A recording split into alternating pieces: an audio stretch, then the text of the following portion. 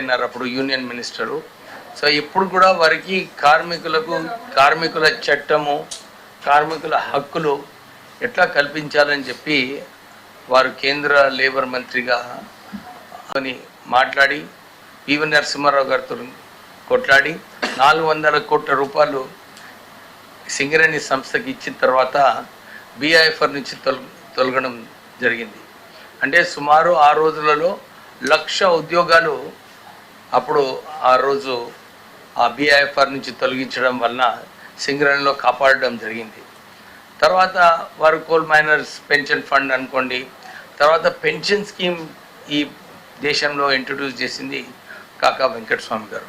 అంటే వారికి బ్లడ్లోనే ఎట్లా కార్మిక శాఖ మంత్రి కార్మికులకు సేవ చేయాలి, కార్మికులకు న్యాయం చేయాలని చెప్పి ఇప్పుడు కూడా వారు నిరంతరం అదే పోరాటం చేసేవారు.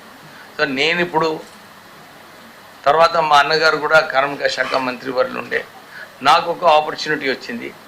ఈ ఆపర్చునిటీ ఏదైతే రేవంత్ రెడ్డి గారు ఇంకా all India Congress president Kharge గారు ఇచ్చారో, దీంట్లో సంతోషమైన విషయం ఏంటంటే ఈ లెగసీ ఏదైతే ఉందో, మా నాన్నగారు ఏదైతే లెగసీ ఉందో కార్మిక రంగంలో మళ్ళొకసారి కార్మికుల కోసం పనిచేయడానికి ఈ అవకాశం ఏదైతే రేవంత్ రెడ్డి గారు కల్పించారో వారికి నిజంగానే కృతజ్ఞతలు చెప్పాలి. ఎందుకంటే చాలామంది అనుకుంటారు లేబర్ పోర్ట్ఫోలియో, కానీ నిజంగా ప్రజలతోని నేను ఎప్పుడు కూడా ఈ మంత్రి పదవి వచ్చే ముందే చెప్పడం జరిగింది, పబ్లిక్తో ఉన్న కనెక్షన్ ఉన్న మంత్రి పోర్ట్ఫోలియో వస్తే బాగుంటుందని చెప్పి నేను ఎప్పుడు అనుకున్నాను. సో ఈ కార్మిక రంగంలో అన్ని labour unions, INTUC, AITUC, CPM అన్ని ట్రేడ్ యూనియన్స్ కూడా టచ్లో ఉంటారు. సో ఇదొక అవకాశం అన్నమాట మళ్ళీ ఒకసారి కార్మికులకు పనిచేయడానికి. ఎందుకంటే ప్రత్యేకంగా మా పెద్దపల్లి పార్లమెంట్ నియోజకవర్గంలో సింగరేణి సంస్థ ఉంది, చాలామంది కార్మికులు అక్కడ ఉన్నారు, వారికి చాలా సమస్యలు ఉన్నాయి. సో నాకు మంచి అవగాహన ఉంది ఈ సింగరేణి కార్మికులకు ఇంకా ఇతర కార్మికులకు రాష్ట్ర వ్యాప్తంగా వారికి ఏది మేలు చేయాలని. తర్వాత మన అందరికీ తెలిసే విషయం, రాహుల్ గాంధీ గారు వారు ఈ గిగ్ వర్కర్స్కి, అంటే ఎవరైతే రోల్స్లో లేరో, వాళ్ళు డైలీ వేజెస్లో ఉన్నారో, వీళ్ళందరికీ కూడా హక్కులు కల్పించాలని చెప్పి ఆయన చాలాసార్లు భారత్ జోడో యాత్రలో మాట్లాడడం జరిగింది. అయితే రాష్ట్ర ప్రభుత్వం కూడా ఈ గిగ్ వర్కర్స్కి ఒక మంచి పాలసీ తీసుకురావాలి, వారికి అందరినీ ఆదుకునే అవసరం ఉన్నది. వీళ్ళకు ఆదుకున్నప్పుడే హక్కులు వారికి వస్తాయి, లేకుంటే ఇప్పుడు గిగ్ వర్కర్స్కి నిజంగా చాలా తక్కువ హక్కులు ఉన్నాయి. సో దీని గురించి ఫస్ట్ మేము ఒక సెమినార్ పెట్టాలని ఉంది. ఒక వైడ్ రేంజ్ ఆఫ్ ఎక్స్పర్ట్స్ని పిలిచి వారి వ్యూస్ కనుక్కొని ఈ గిగ్ వర్కర్స్కి ఏం చేస్తే బాగుంటుందని చెప్పి ఈ ఒక కాన్ఫరెన్స్ వచ్చే నెల ఆ కాన్ఫరెన్స్ పెట్టుకొని, ఆ కాన్ఫరెన్స్లో ఏదైతే సమస్యలు అడ్వైజ్ వస్తుందో, సమస్యలు ఉంటాయో దాన్ని ఎట్లా పరిష్కరించాలి, ఒక మంచి పాలసీ తీసుకురావాలని చెప్పి తపన ఉంది రేవంత్ రెడ్డి గారికి. సో మేము ఈ కాన్ఫరెన్స్ పెట్టిన తర్వాత నెక్స్ట్ మంత్ త్వరలోనే గిగ్ వర్కర్స్కి ఒక మంచి పాలసీ తీసుకురావడం జరుగుతుంది. తర్వాత ఇక మైనింగ్ డిపార్ట్మెంట్ అయితే ఉంది, ఎక్కువ మీ అందరికి తెలిసిన విషయమే. అంటే ఇంతకుముందు ఉన్న మైనింగ్ పోర్ట్ఫోలియోలో ఆల్రెడీ సిమెంట్ కంపెనీస్ అన్నీ కూడా ఫుల్ ఉన్నాయి తెలంగాణలో, దాంతోపాటు గ్రానైట్ కంపెనీస్ కూడా ఫుల్ ఉన్నాయి, ఎక్సెప్ట్ శాండ్ మాఫియా. శాండ్ ఉన్నది, నేను ఇంతకుముందు చెన్నూరులో కూడా ఇదే విషయం చెప్పినాను. ఈ శాండ్ ప్రజలకు తక్కువ ధరలో వచ్చే అవసరం ఉన్నది. దీంట్లో ఇల్లీగల్ శాండ్ మైనింగ్ ఏదైతే జరుగుతుందో దాంట్లో కంట్రోల్ చేసేది కూడా అవసరం ఉన్నది. మేము సక్సెస్ఫుల్లీగా చెన్నూరు నియోజకవర్గంలో ఈ శాండ్ మాఫియా అంతా కూడా తొలగించడం జరిగింది. ఆ మోడల్ ఏదైతే ఉందో, ఎందుకంటే అక్కడ మంచిగా 100 రూపీస్తోనే లోకల్ వాళ్ళందరికీ కూడా ఈ శాండ్ ఇప్పించడము, వాళ్ళ ట్రాన్స్పోర్టేషను, తర్వాత ఈ డబుల్ బకెట్ సిస్టమ్, చాలా అవకతవకలు ఏదైతే ఈ శాండ్ మైనింగ్లో ఉన్నాయో అవన్నీ కూడా ఆపడం జరిగింది. ఎందుకంటే ముఖ్యమంత్రి గారు ఇదే చెప్పినారు, ఇది మనకు ఇన్ని గ్యారంటీ స్కీమ్స్ ఏదైతే ఇచ్చినామో ఈ గ్యారంటీ స్కీమ్స్కి ఇంప్లిమెంట్ చేయాలంటే, బీద ప్రజలకు మనం న్యాయం చేయాలంటే ఈ పన్నులు ఏదైతే రాష్ట్ర ప్రభుత్వంకి రావాలో దాని గురించి మనం చర్యలు తీసుకుంటే బాగుంటుందని చెప్పి వారు నిన్న కూడా వారితో చర్చించినప్పుడు చెప్పడం జరిగింది. ఈ మిడిల్ మెన్ ఏదైతే రెవెన్యూ లాస్ వస్తుందో వీళ్ళ వలన డెఫినెట్లీ దీన్ని కంట్రోల్ చేసే అవసరం ఉన్నది. మా కొత్త మేనేజింగ్ డైరెక్టర్ వచ్చినారు, CEO ఫర్ మైనింగ్ డిపార్ట్మెంట్.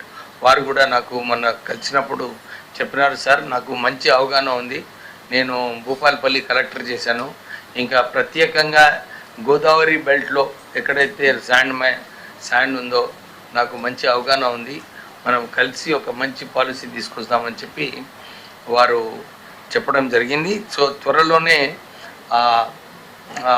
కొత్త పాలసీ ఏదైతే రావాలో దీంట్లో తీసుకొచ్చి ప్రజలకు మేలుగా, ఎందుకంటే ఇప్పుడు చాలా హై రేట్ ఉంది, గవర్నమెంట్కి తక్కువ రెవెన్యూ వస్తుంది, ప్రజలకేమో హై రేట్ ఉంది.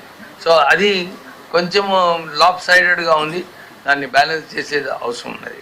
సో టుడే నేను మంత్రి పదవి తీసుకున్న తర్వాత ఫస్ట్ ఫైల్ ఏదైతే నేను సైన్ చేశానో దీంట్లో నిజంగానే భారతదేశం ముందుకెళ్తుంది. అందరు అంటున్నారు $1 ట్రిలియన్ ఎకానమీ కావాలి తెలంగాణలో. $1 ట్రిలియన్ ఎకానమీ తెలంగాణ కావాలంటే స్కిల్ డెవలప్మెంట్ చేసేది చాలా అవసరం. ఈ స్కిల్ డెవలప్మెంట్ అయినప్పుడే మనకు ఎక్కువ ఉద్యోగాలు వచ్చినప్పుడు ఎవరైతే అవసరం ఉన్నదో వాళ్ళకి ఈ ఉద్యోగాలలో భర్తీ చేయడానికి ఈ స్కిల్ డెవలప్మెంట్ సరిగా చేసినప్పుడే మనకు ఈ ఎకానమీ బూస్ట్ వస్తుంది, మనకు $1 ట్రిలియన్ ఎకానమీ కావడానికి అవకాశాలు ఉంటాయి. సో రాష్ట్ర ప్రభుత్వము ఒక మంచి స్కీమ్ తీసుకొచ్చారు. వారు ఇంకా టాటా టెక్నాలజీస్ లిమిటెడ్ వారి ఇద్దరి మధ్యన ఒక అండర్స్టాండింగ్ ప్రకారంగా కొన్ని నిధులు, మెజారిటీ నిధులు టాటా టెక్నాలజీస్ ఇస్తుంది. తర్వాత రాష్ట్ర ప్రభుత్వం కూడా కాంట్రిబ్యూట్ చేసి ఈ ఇండస్ట్రియల్ ట్రైనింగ్ సెంటర్స్ ఏదైతే ఉన్నాయో, ఈ అడ్వాన్స్డ్ టెక్నాలజీ సెంటర్స్ ఇవన్నీ కూడా స్థాపిస్తే లోకల్ ట్రైనింగ్ ఇవ్వచ్చు. వాళ్ళకి ట్రైనింగ్ ఇచ్చినప్పుడు వారు మంచి స్కిల్డ్ నేర్చుకున్న తర్వాత ఎంప్లాయబిలిటీ పెరుగుతుంది. సో మొన్న కూడా మా సెక్రటరీ లేబర్ దానకిషోర్ గారు ఒక 3-day కాన్ఫరెన్స్ పెట్టినారు, training program for principals of industrial training institutes. అంటే దాంట్లో కూడా ఏదైతే నిర్ణయాలు, సమస్యలు ఏమున్నాయి, ఎట్లా కొత్త టెక్నాలజీ కూడా ఈ ఇండస్ట్రియల్ ట్రైనింగ్ సెంటర్స్లో యాడ్ చేయాలనుకొని నిర్ణయం తీసుకోవడం జరిగింది. సో ఈ అడ్వాన్స్డ్ టెక్నాలజీ సెంటర్స్ ఏదైతే రాష్ట్ర ప్రభుత్వము టాటా టెక్నాలజీస్తో కలిపి ఈ సెంటర్ స్థాపించుకోవాలనుకుంటున్నారో దీంట్లో కొత్త కోర్సెస్ ట్రైనింగ్ ఇచ్చి మన పిల్లలకు వీళ్ళందరికీ కూడా ఉద్యోగ అవకాశాలు కల్పించాలని చెప్పి ఈ ప్రాజెక్ట్ స్టార్ట్ చేయబోతున్నారు. ఒక ఆల్రెడీ ఇవాళ జియో కూడా ఇష్యూ అయింది. ఈ జియో ప్రకారంగా మనకు ఈ సుమారు 1644 crores అన్నమాట ఈ ప్రాజెక్ట్. దీంట్లో 45 కదా, 45 అడ్వాన్స్డ్ టెక్నాలజీ సెంటర్స్. ఆ లిస్ట్ కూడా ప్రిపేర్ అయింది. కొన్ని చోట్ల 2 సెంటర్స్ ఉన్నాయి. సో ఎక్కడైతే సెంటర్స్ లేరో, డిమాండ్ ఉన్నదో అక్కడ కూడా కొంచెం అడ్జస్ట్ చేసేది అవసరం ఉంది. కానీ ఇది టోటల్ ఎక్స్పెండిచర్ దీనికోసం 2076 crores అన్నమాట. ఈ new centres along with Tata టెక్నాలజీతోని ఏదైతే మెమరాండమ్ ఆఫ్ అండర్స్టాండింగ్ ఏదో ఈ ప్రాజెక్ట్లో సుమారు 1426.46 crores. ఇదేమో టాటా టెక్నాలజీస్ వారి in the form of equipment and వారి కాంట్రిబ్యూషన్ ద్వారా 1426.46 crores వారు కాంట్రిబ్యూట్ చేస్తారు. స్టేట్ కూడా దాంట్లో 650.44 crores. ఈ వారి కంట్రిబ్యూషన్ ఉంటుంది. దాంతోపాటు స్టాఫ్ ఏదైతే అవసరమో ఈ సెంటర్స్ని నడిపించడానికి వారిని కూడా ఇన్వాల్వ్ చేయడానికి వాళ్ళ శాలరీస్ అవన్నీ కూడా నాట్ ఇంక్లూడెడ్ అన్నమాట స్టేట్ గవర్నమెంట్ షేర్లో. State government will bear that cost also. So ఇది సుమారు it works out to 45.15 crores per centre. So ఈ 45 సెంటర్స్ 46 ఉన్నాయి. 46 న్యూ అడ్వాన్స్ టెక్నాలజీ సెంటర్స్ ఈ త్వరలోనే ఇవి ఇంప్లిమెంట్ అవుతాయి. సో దీని వలన చాలా చోట్ల కూడా మారుమూరు ప్రాంతాలలో ఏదైతే స్కిల్ డెవలప్మెంట్ అవసరమో ఈ సెంటర్స్ ద్వారా చేయడం జరుగుతుంది. నేను కూడా ట్రైనింగ్ ప్రోగ్రామ్ ప్రిన్సిపల్స్కి అయినప్పుడు వారందరికి చెప్పినాను, ఇది మనం ఒక షోకేస్ ఉండాలి. ఈ అడ్వాన్స్ టెక్నాలజీ సెంటర్స్ ఏదైతే తెలంగాణలో స్థాపించబడుతుందో ఇది దేశంలోనే ఒక రోల్ మోడల్గా ఉండాలి. పబ్లిక్ని కూడా స్టూడెంట్స్ని ఇన్వాల్వ్ చేయాలి, ఫ్యాకల్టీ మెంబర్స్ని ఇన్వాల్వ్ చేయాలి. ఈ టెక్నాలజీ అప్గ్రేడేషన్ కూడా రెగ్యులర్లీ దీంట్లో ధ్యాస పెట్టి దాంట్లో యాడ్ చేస్తూ మన పిల్లలను అందరినీ కూడా మంచిగా ట్రైనింగ్ చేయాలని చెప్పి ఆ ఆలోచనతోని ముఖ్యమంత్రి గారు ఈ స్కీమ్ క్లియర్ చేయడం జరిగింది. So we are very happy to announce this. And నేను ఫస్ట్ జియో కూడా ఈ 46 అడ్వాన్స్ టెక్నాలజీ సెంటర్స్ స్థాపించడానికి చేయడం చాలా సంతోషంగా ఉంది. ఎందుకంటే మేము ఎడ్యుకేషన్ ఇన్స్టిట్యూషన్స్ కూడా నడిపిస్తాం, మాకు కూడా ఫ్యాక్టరీస్ ఉన్నాయి. కానీ చాలా చోట్ల కొత్త ఇండస్ట్రీస్ కొత్త యూనిట్స్ రావాలంటే ఎవ్రీ వన్ కూడా స్కిల్ డెవలప్మెంట్ సరిగా లేదు, మాకు కావాలని చెప్పి చాలామంది ఇక్కడ ఇండస్ట్రీస్ వచ్చేవారు అందరు కూడా అడుగుతుంటారు. So this will be a very good vehicle for giving good training for Telangana boys. మీ అందరికీ థ్యాంక్ యూ వెరీ మచ్. మన క్వశ్చన్స్ అడగాలంటే అడగండి సార్. స్టేట్లో ఇసుకకు సంబంధించి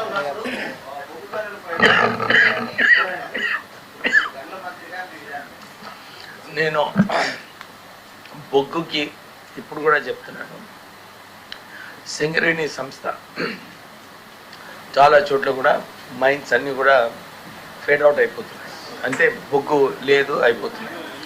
సో గవర్నమెంట్ ఆఫ్ ఇండియా ఏదైతే పాలసీ చేసిందో ఆక్షన్ ఒకటి, ఇంకోటి allotment already long back TRS ప్రభుత్వంలో అలాట్మెంట్ బేసిస్లో మాకు ఈ మైన్స్ అన్నీ కూడా కావాలనుకుంటే కేంద్ర ప్రభుత్వం సమయం ఇచ్చింది, వారు చేసేవారు. ఆ సమయం అయిపోయింది. తర్వాత అప్పుడు టీఆర్ఎస్ ప్రభుత్వమే ఏదైతే పార్లమెంట్లో బిల్ పెట్టారో దానికి పాస్ చేసినారు, ఆక్షన్ ప్రాసెసే బెటర్ అని. దీంట్లో డిఫరెన్స్ కూడా చాలా ఉంది. బాటమ్ లైన్ ప్రాఫిటబిలిటీలో 14% అలాట్మెంట్ బేసిస్ అయితే 14% ఎక్స్ట్రా మనము రాయల్టీ కేంద్ర ప్రభుత్వానికి కట్టేది అవసరం ఉంటుంది. కానీ మనం ఓపెన్ ఆక్షన్లో పోతే ఎట్లయితే సింగరేణి సంస్థ మన నైనీలో ఒరిస్సాలో తీసుకున్నారో దాంట్లో సుమారు 25 మిలియన్ టన్నుల ఆక్షన్లో మనకు సింగరేణి సంస్థకు వచ్చింది. ఇప్పుడు మనం పోయి ఒరిస్సాలో పెట్టినప్పుడు అక్కడ లోకల్ వాళ్ళకు ఉద్యోగాలు వస్తుంది, మనకు రావటం లేదు.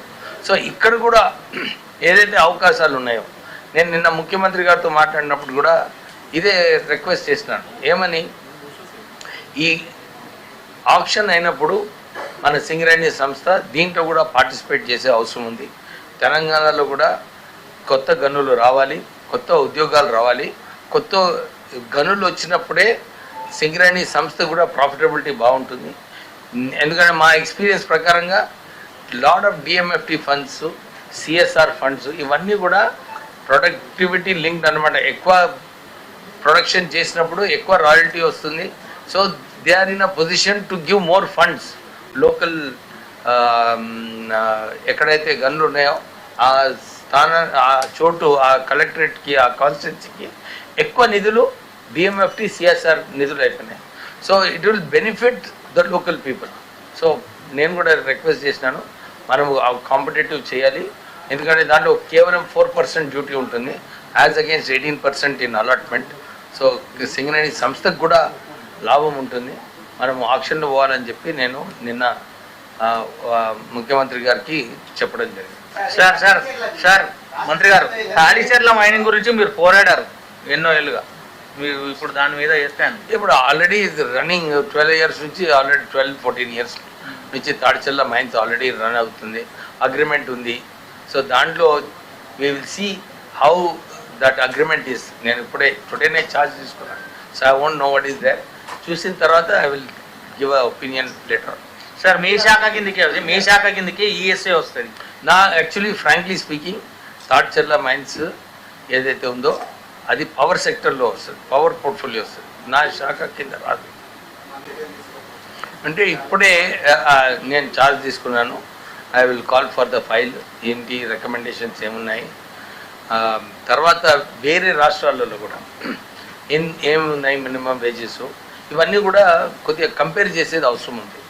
ఎందుకంటే మనమేమో ఒకవైపు కొత్త ఇండస్ట్రీస్ రావాలి, మనకు కొత్త ఉద్యోగాలు కావాలి, ఎక్కువ రెవెన్యూ రావాలి అని చెప్పి ఒకవైపు మనము